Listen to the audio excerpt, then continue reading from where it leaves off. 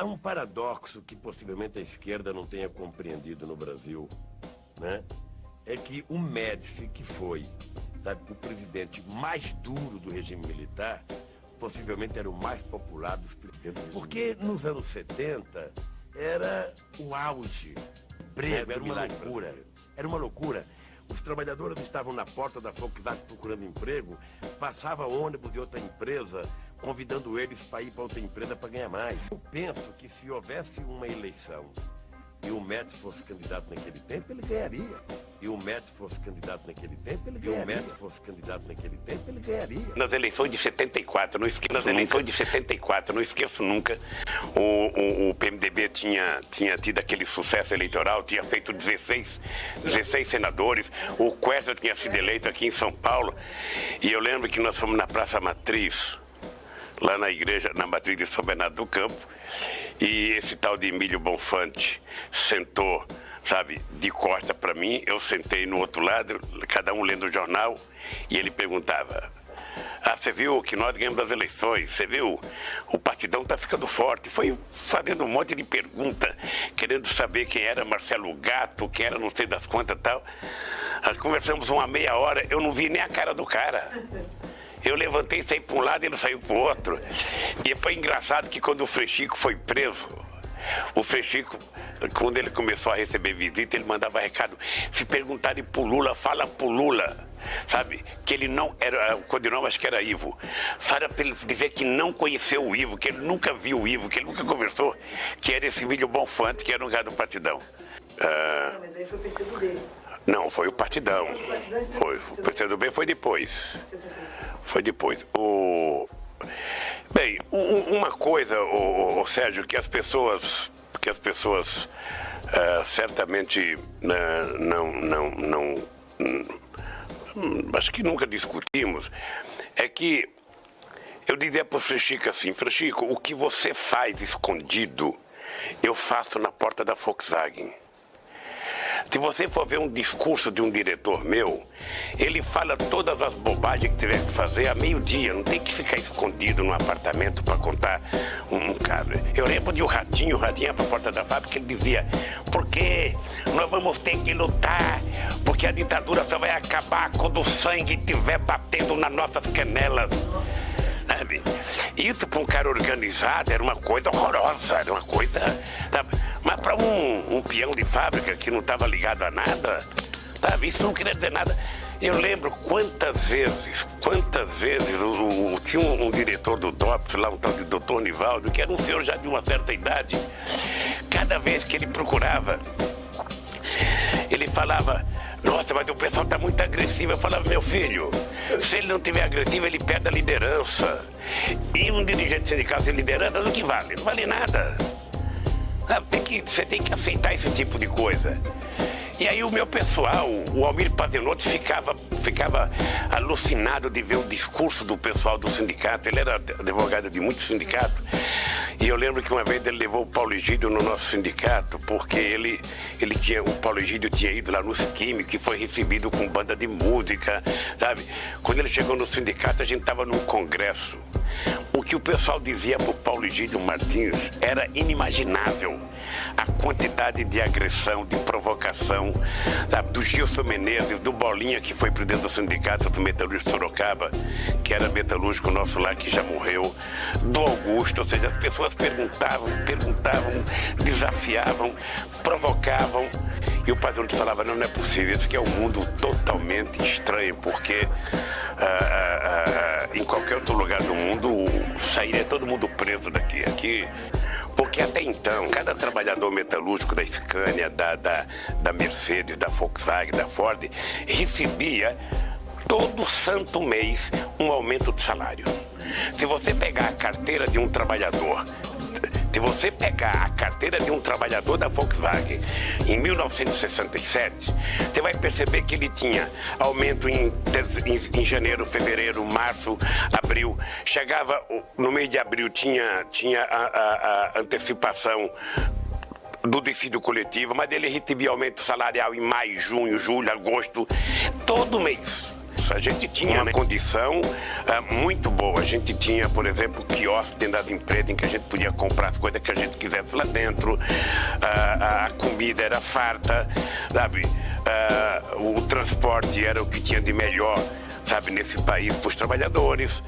E o sindicato, a partir de 1972, 73, começou a inovar nas suas reivindicações. Em 74, nós fizemos uma campanha que era uma novidade, queríamos a separação dos outros sindicatos de São Paulo. Depois, em 75, a gente outra vez queria emancipação. Em 76, nós conseguimos nos separar da federação. Em 74, nós fizemos o primeiro congresso dos metalúrgicos lá em São Bernardo do Campo.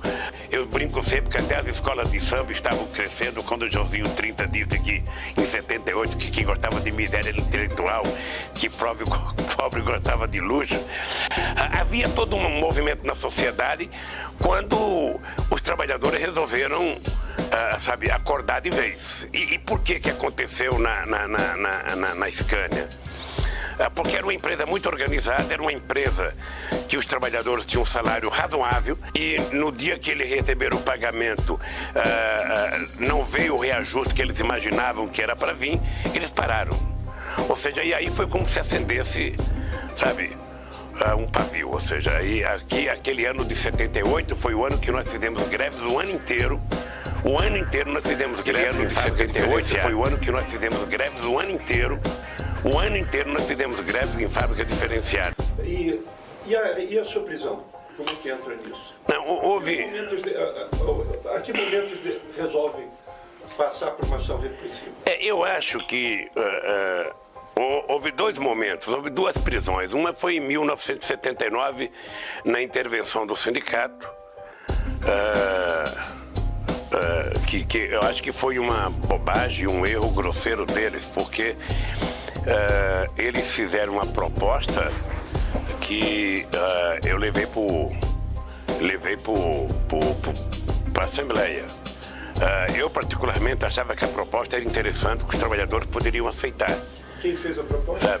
Não, foi a Fiesp que fez a proposta. E eu levei a proposta para os trabalhadores, coloquei em votação, os trabalhadores simplesmente não quiseram a proposta.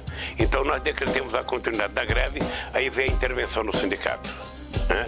Aí fizeram a intervenção no sindicato, nós ficamos um tempo afastados, aí depois nós voltamos para o sindicato. Eu nem lembro quanto dia foi, mas nós voltamos para o sindicato. A greve de 79, nós tivemos um sucesso econômico e perdemos politicamente. Eu saí do estádio, sabe, depois do pessoal aprovar um acordo, eu saí do estádio sendo chamado de traidor. Tá? E foi, acho que foi um acordo que não só os trabalhadores ganharam 15% do aumento do salário, como eles não tiveram nenhum prejuízo nas férias, ganharam o 13º. Porque a gente tinha preparado os trabalhadores para uma guerra. Sabe? Nós tínhamos dado uma trégua de 45 dias e nós fomos para a porta de fábrica e era aquele discurso do é tudo ou nada, né? Então, os trabalhadores estavam preparados para uma guerra, né? E aí, quando chega no dia da guerra, não tem guerra. Sabe? Os empresários fizeram uma proposta que a diretoria do sindicato achou razoável e nós fomos levar para o estádio para aprovar. E lá a gente tinha uma comissão de mobilização de 300 pessoas que foram para dentro do estádio fazer sondagem para ver se o pessoal ia aceitar ou não. A gente descobriu que o pessoal não ia aceitar. E cada um que falava, o pessoal já vaiava logo, ou seja, não precisava nem concluir a fala. Então, eu, ao invés de propor em votação o acordo, sabe, eu já dei de barato que eles não iam aceitar o acordo. Eu falei, eu não quero que vocês aprovem o acordo. O que eu quero é que vocês aprovem um voto de confiança para que eu continue negociando e a gente volta a trabalhar. Bom, todo mundo concordou, todo mundo levantou a mão, todo mundo aceitou me dar um voto de confiança, mas votaram puto da vida para dentro da fábrica, achando que eu tinha traído eles e tal. Nós levamos 1 ano para recuperar. 1 ano. Mas votaram, mas se acharam traídos? Se acharam traídos. Não, porque era muito fácil convencer as pessoas. Deram, mas acharam que foi traição, que era preciso continuar a greve. Eles achavam que podia continuar 3 meses, 4 meses, 5 meses, 1 ano de greve. E eu achava que não podia. Quando veio em 80, foi o troco. Vocês querem aguentar 50 dias de greve, nós vamos fazer a greve até quando vocês aguentarem. E não aguenta, sabe por que não aguenta? Porque o trabalhador tem conta de luz para pagar, tem conta de água, tem um leite, tem um aluguel, sabe? Tem uma série de coisas que ele tem que pagar no final do mês. Então, quando começa a faltar, o principal adversário dele é a companheira dele. Em 79, nós ganhamos tudo e eu saí como traidor. Em 80, nós perdemos tudo e eu saí como herói. Aí que veio a repressão? Depois de... Foi 80. Em 80 eles cometeram a burrice de me prender com 17 dias de greve. Isso em 80. Porque não tinha mais como continuar a greve. Depois de um tempo de greve, quando os empresários não querem conversar com você, quando não tem notícia para você falar, quando não tem assunto para você falar, quando você chega numa assembleia, o que os trabalhadores perguntam? Está negociando? Tem proposta de acordo? Vocês estão conversando? Mas todo dia você fala, não tem conversa. Eles não querem conversar, não está acontecendo nada. Ninguém aguenta, bicho. Aí os militares cometeram a burrice de me prender. O que aconteceu quando eles me prenderam? Foi uma motivação a mais para a greve continuar. E aí a greve durou mais quase 30 dias. Eu fiquei 31 dias, mas o que acontece é que o Teotônio Vilela ia me visitar, Almir Pazenotti ia me visitar, meu irmão Frei Schickman. Jamais sairá uma palavra minha para acabar com a greve, sabe, aqui dentro. Não vou fazer isso porque me chamaram de traidor na outra, agora vamos até ver quem aguenta. E lá dentro como é que foi o tratamento? O tratamento foi bom, porque o Tuma me tratou dignamente. Minha mãe estava com câncer, o Tuma teve como é que fala? Atitudes humanísticas, ou seja, eu saía algumas vezes à noite para ver minha mãe. Às vezes era 1h da manhã, ia ver minha mãe, que estava aqui na Paulicéia, na casa da minha irmã. E na prisão mesmo? Eu fui já tratado uma prisão VIP. Eu fui pra sala do Tuma. Quando eu vi o Zé Carlos e o Dalmo da Lara, eu falei, o mundo caiu, pô. Sabe? O que os caras estão fazendo aqui? Aí logo depois chegou o Ayrton Soares, sabe? E aí resolveu, o Tuma liberou o Zé Carlos e o Dalmo. E você ficou? Eu fiquei lá, aí. E o que o Tuma dizia? Nada. Me levou para um lugar para dar depoimento. Então, não tinha ninguém para me fazer pergunta. O Tuma levava pergunta por escrito, eu ficava sozinho respondendo. Sabe? Aí entregava 10 perguntas, me levava mais 10. Aí pegava. Sabe? Mas era um tempo, hein? Não teve interrogatório, não. Era por escrito. Mas eu tive uma relação saudável com o Tuma, sabe? O Tuma foi uma pessoa que me tratou bem. Ele acabou fazendo o discurso, o rádio estava ligado e continuou ligado, ele foi embora, o rádio continuou ligado, sabe? Não tirou. Eu lembro que o Corinthians ia disputar um título com o Botafogo, eu falei, porra, Tuma, não tem uma televisão pra gente ver o jogo, levou uma televisão lá dentro pra gente ver o jogo. Eu acho que nós tivemos perda, tivemos prejuízo, tivemos trabalhadores dispensados, mas eu acho que pra luta valeu. E você em algum momento reviu com o Tuma isso? Mas eu não tenho de me queixar da relação que o Tuma teve comigo no tempo que eu fiquei preso.